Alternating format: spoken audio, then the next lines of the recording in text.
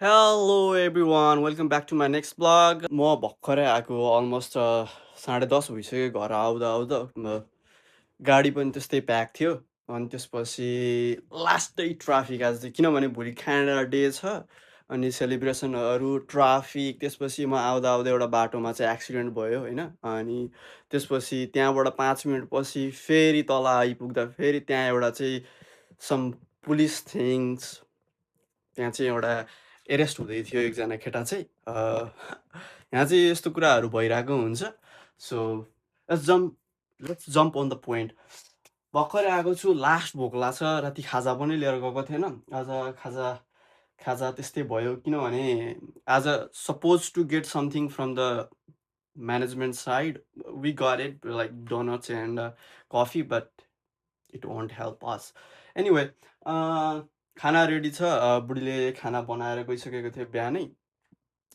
भात बनाएको रहेछ त्यसपछि तरकारी छ आलु मटरको तरकारी ग्रेभी स्टाइलमा त्यो खानु पर्यो Oh, thank you for everyone.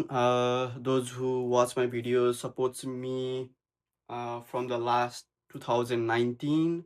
I love you guys. मलाई चाहिँ नेपालबाट मम्मीले चाहिँ यो चरेसको थाल पठाइदिनु भएको थियो हामी दुईजनालाई नै म र मेरो वाइफलाई अनि यसमा चाहिँ कुल थिङ के भने यसमा चाहिँ नाम पनि लेखेको छ क्या यहाँ यसरी नाम लेखेको छ thank you for this beautiful gift mummy अनि म अब चाहिँ खाना खान्छु अनि यस्तो छ हाम्रो आज खानामा चाहिँ भात रेगुलर अब नेपाली भइसकेपछि अफकोर्स भात त जानै पर्यो होइन त्यसपछि तरकारीमा छ आलु मटरको ग्रेभी यो खान्छु म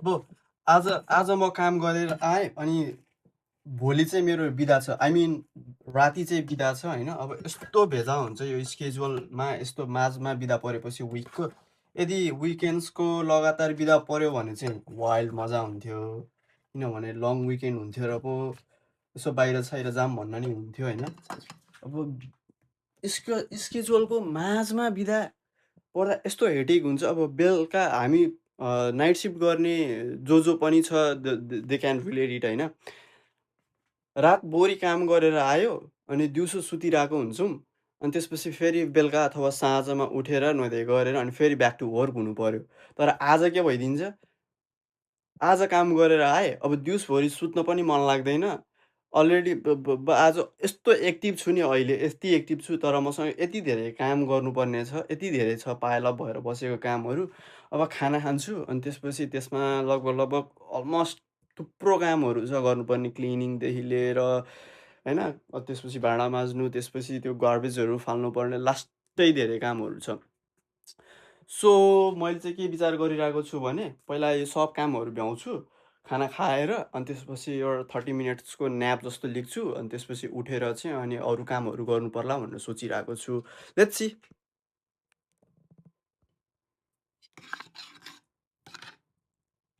लास्टै ग्रेभी भयो क्या कि अलिअलि मलाई चाहिँ अलिअलि झोल मनपर्छ होइन कसरी खानु अब यत्रो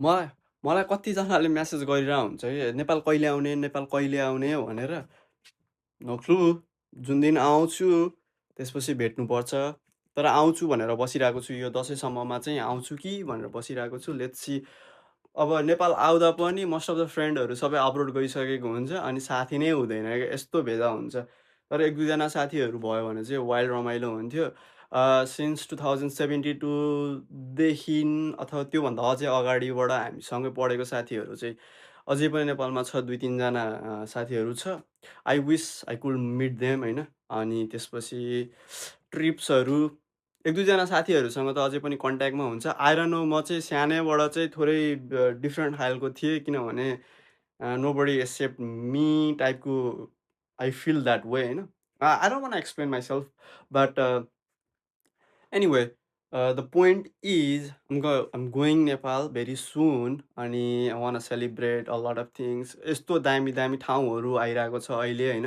यति धेरै कन्टेन्ट क्रिएटरहरू आइरहेको छ, but I'm not a content creator though it's funny, it sounds funny though, yeah.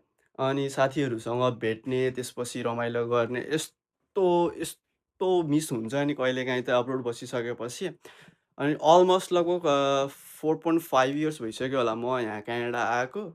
अनि अहिलेसम्म क्वालिटीको चाउमिन, अनि त्यसपछि गुड क्वालिटीको त्यो हुन्छ नि मोमो, अनि त्यसपछि आएर मासुदेखि लिएर एभ्री कुराहरू चाहिँ यस्तो मिस भइरहेको छ। त्यो कुराहरू चाहिँ हामी काठमाडौँ मोमो जाने, त्यसपछि अन्त अन्त वाइल्ड वाइल्ड ठाउँहरूमा जान्थ्यौँ हामी। तर अहिले चाहिँ कसम यस्तो भेजा हुन्छ यो त्यो त्यो कुराहरू सम्झेर त्यति बेलाको खाना चाहिँ लास्टै मिस हुन्छ। If you guys are planning to come Canada, choose precisely. अनि लास्टै बोर छ सिटी चाहिँ। Look at the weather, gonna zoom you, look at the weather. Sorry, मेरो वाल चाहिँ अलि फोहोरो छ, यो ग्लास चाहिँ फोहोरो छ। तर आज लगभग आज आज कति गति हो, जुन 30, आज जुन 30 हो। It's suppose to be sunny होइन, ब्राइट, वेदर कस्तो छ आज, ग्लोमी छ। एभ्री टाइम कि every time when I get off or when we are on vacation or holidays, weather यस्तो हुन्छ।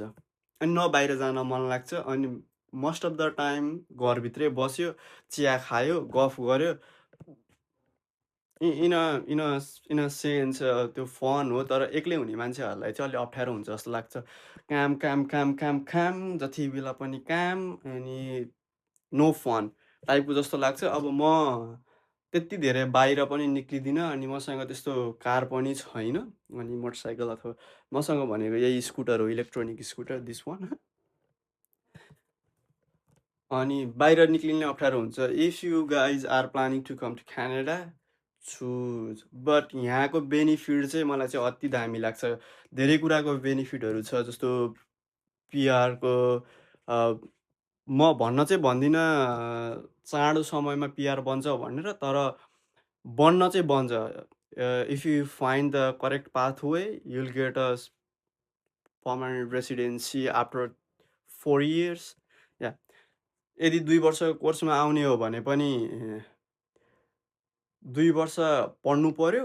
यदि ब्याक लागेन भने, अनि इफ इन केस ब्याक लागेको छ भने विदिन अ मन्थ अथवा विदिन इयरमा कटाउन सकियो भने पनि 1+ त्यो भयो। त्यो भनेको एब्सेसनल केस भइहाल्यो के अरे। यदि 2 वर्षको कोर्समा अथवा 3 इयर्सको, म चाहिँ रिकमेन्ड गर्छु 3 वर्षको कोर्समा आउने। अझै सकिन्छ भने मास्टर्समा आउने। हामी चाहिँ ब्याचलर्समा आएको हो, त्यही भएर चाहिँ 3 इयर्सको कोर्स प्लस 3 इयर्सको एनदर अथवा 2 or 3 इयर्सको चाहिँ वर्क पर्मिट आउँछ, which makes 5 years. After 5 years, Canada always opens like a pathway, lots of pathway for the permanent residency. Like every year चाहिँ उनीहरूले चाहिँ लगभग 5 लाख्सदेखि मिनिमम 5 लाख्सदेखिबाट नै उनीहरूले स्टार्टिङ गरिरहेको हुन्छ। यो पोर्टल्सहरू हेर्ने हो भने, आइआरसिसीको पोर्टल्स हेर्ने हो भने, it's literally easy also, cheap also, अनि त्यस्तो एक्सपेन्सिभ पनि छैन। अब स्टुडेन्ट लोन लिएर आउन त सजिलै हुन्छ नेपालबाट, तर अहिलेको सिनारियो केसमा हेर्ने हो भने चाहिँ थोरै डिफिकल्टी देखिरहेको छ। आउन नै खोजिराख्नेहरूको लागि चाहिँ आफैले रिसर्च गर, अझै कन्सल्टेन्सी जानुभन्दा पनि म चाहिँ आफै रिसर्च गर भन्छु। आइआरसिसीको पेजमा they provide lots of information, lots of information. कति धेरै कन्सल्टेन्सीहरूले चाहिँ तिमीलाई मोर देन के भन्छ त्यो, एकदम इलाबोरेट गरेर, डजन्ट मेक सेन्स, बट एकदम इलाबोरेट गरेर कुराहरू चाहिँ गर्ने गर्छन्। नेपालको कन्सल्टेन्सी त्यस्तै नै हो। I'm not blaming every consultancy, but if you research by own, then it gonna be lots of helpful once you came to Canada. अनि त्यो भन्दै गर्दा त्यसपछि सिटिओहरू कस्तो चुज गर्ने, कहाँ आउँदा बेस्ट हुन्छ, कस्तो ठाउँमा आउँदा बेस्ट हुन्छ भनेर हेर्दै गर्ने बेलामा चाहिँ मेरो विचारमा चाहिँ मलाई के लाग्छ भने रिजनल अहिले चाहिँ रिजनल चुज गर्यो भने चाहिँ फार बेटर हुन्छ जस्तो लाग्छ। एनी टाइम रिजनल आयो भने चाहिँ यहाँ चाहिँ ओएनआइपी त्यसपछि पिएनपी प्रोग्राम्सहरू त्यस्तोले गर्दा चाहिँ एकदम सजिलो हुन्छ। इफ इन केस मास्टर्समा आउने हो भने चाहिँ सिधै एक्सप्रेस इन्ट्री एप्लाई गरेर आउन नि मिल्छ if you have a backup skills एकदम दामी छ, डक्टरली अथवा इन्जिनियरिङ पढेको हो भने चाहिँ त्यस्तोमा चाहिँ एकदम रिलेटेड धेरै दामी स्कोपहरू छ। But I personally suggest stay at home, do something. यही नै गर्नुपर्छ भन्ने छैन, त्यही नै गर्नुपर्छ भन्ने छैन। अहिले त झन् नेपालमा यति धेरै इन्फ्लुएन्सरहरू छ, यति धेरै कन्टेन्ट क्रिएटरहरू छ, यु क्यान स्टार्ट। के चाहिन्छ र जस्ट ल्यापटप चाहियो अनि त्यसपछि अर्को के चाहियो अनि क्यामेरा अथवा फोन चाहियो। You can start by phone also, even doesn't need a laptop. फोनमै रिसर्च गर्यो के को बारेमा बोल्ने आज, okay let's talk about AI. गुगलमा सर्च गर्यो से समथिङ अबाउट एआई अनि उसले सरर दिन्छ त्यसलाई एउटा वेबसाइटमा अथवा किल बोल्टमा गएर प्याराफ्रेज गर्ने अनि प्याराफ्रेज गरेर सरर त्यहीँ आउँछ। त्यसपछि त्यसैलाई चाहिँ थोरै एडिट गरेर झ्यामझुम अगाडि पछाडि गरेर पोस्ट गर्ने एडिट गरेर। सबैभन्दा हामी नेपाली चाहिँ लेजी अनि त्यसपछि आफ्नो ओपिनियन राख्न अनि त्यसपछि यसले त यस्तो सोच्छ होला भनेर त्यो त्यो त्यो खालको थिङ्किङ क्रिटिकल थिङ्किङ त्यो नै छैन क्या। अब म यसरी आएर फेसबुक अथवा इन्स्टाग्राममा अथवा युट्युबमा आएर यसरी बोल्दै गर्दा चाहिँ यहाँ चाहिँ के हुन्छ भने आफ्नो ओपिनियन टाँसिदिइहाल्ने कमेन्टमा आएर, त्यो त्यो चाहिँ एकदम नराम्रो। Feedback I love feedbacks but connect हुनु पऱ्यो कि त्यो चाहिँ हुनु पर्यो। जे पाए त्यही लेखेर त्यो चाहिँ हुँदैन। ओके गाइज, यति नै हो। I'll make lots of videos about regarding IRCC and current scenario in Canada about the immigration and refugee stuff. म अझै पनि हेर्दैछु धेरै कुराहरू। मैले सोचिसकेको चाहिँ छैन म फुल टाइम यो युट्युब अथवा ब्लगिङमा जाने कि नजाने भनेर एकदम कन्फ्युज भइरहेको छु। अलमोस्ट 2 to 3 इयर्स हुन थालिसक्यो यो कन्फ्युजन अझै इरेज नभएको। But I'll try to make a lots of video about all this stuff. I love blogging and as you guys know, and those who follow me from since 2019 when I started a first video, मैले video बनाउँथेँ तर अर्को एकजना भाइले चाहिँ त्यो video edit गरिदिन्थ्यो। Thanks त्यो भाइको लागि चाहिँ। अनि त्यसपछि अलिअलि भिडियोहरू बनाउन सुरु गरेको थिएँ अनि एक दुईजनाले चाहिँ बिपिकी भाइन्स भनेर भन्न थाल्यो। त्यसपछि मलाई म मान्छे लास्टै अल्टर छु अनि बिपिकी भाइन्स मात्रै छ र त्यस्तो भिडियो बनाउने। There is lots of creators नि। अनि त्यसले गर्दा चाहिँ त्यति बेला चाहिँ खासै मजा आएन भिडियो गराउन। अनि त्यसपछि बिस्तारै छोडिदिन्छु कि भन्ने सोचिरहेको थिएँ।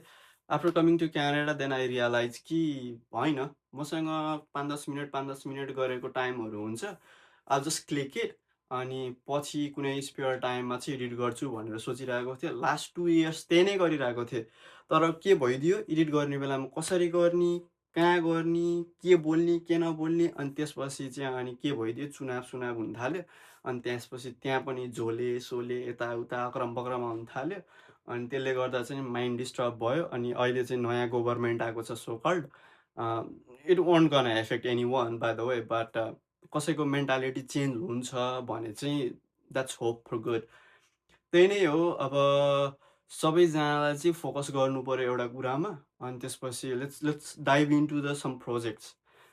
अनि those who are working already on the YouTube, or if you are a small content creator like me or so-called blog, म चाहिँ कन्टेन्ट क्रिएटर भनेर प्रिफर गर्दिनँ किनभने I can't focus on content. Every day content अथवा एउटा unique content लिएर आउनु चाहिँ म सक्दिनँ। मलाई मन पनि लाग्दैन त्यस्तो कुरामा किनभने मलाई चाहिँ म सानैबाट अथवा भनौँ न at the age of 19 I literally want to be on social media, but some of the things could not adjust on my life. अनि त्यसपछि चाहिँ म आफूले चाहिँ सोचिराखेँ होइन म एउटा ब्लग बनाउँछु अनि एभ्रिडे ब्लग बनाउँछु। If people likes it, if people doesn't likes it, it's gonna be memory. त्यो सोचिरहेको हुन्थेँ। तर फाइनल्ली अहिले चाहिँ मैले के डिसाइड गरेँ भने why not, if everyone is making it why not होइन अनि त्यही भएर पनि बनाउनु मन लाग्यो ओ बाई द वे मेरो खाना चाहिँ सेलाइसक्यो sorry bye thank you for watching my video and if you guys love my video or my vlog then subscribe it, like, comment. I almost forgot what to say. Yeah, thanks everyone. Bye bye. Stay chill.